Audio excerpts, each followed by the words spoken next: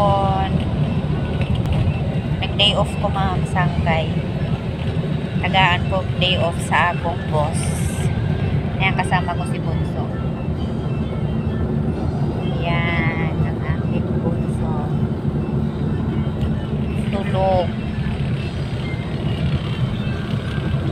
Ang ganda ng panahon.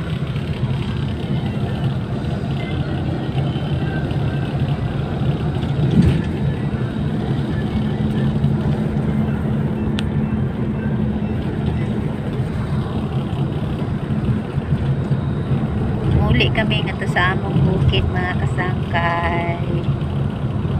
Excited ako makita ang aking mga malunggay. Ug ang bayabas sa among silingan nga among kawatunon. Ay! Nakusog mga awat sa bayabas dito ay. Ay na yun yung dugit. Uy!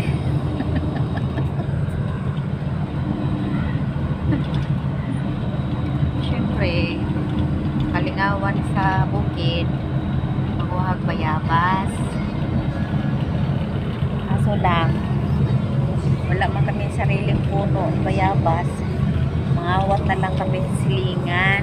Kay pabor man kayo dito sa amo igbaw. Kay saka kami nga sa amon rubal kon kunuhay.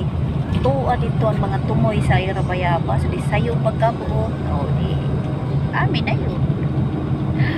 Bitaw, uy, di gana mo kaunon. Amon lang po di panhulog. Kay ang mga bata, mga sipat man.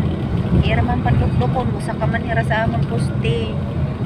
Kung makuryente hira, delikado. So, ang mga hinugdo na mo na lay panhulog. Yan lang po ang aking share po. Kay lipay man po kay nakaliog man yung tao ng iyaya, nakalaag ng tao ng iyaya.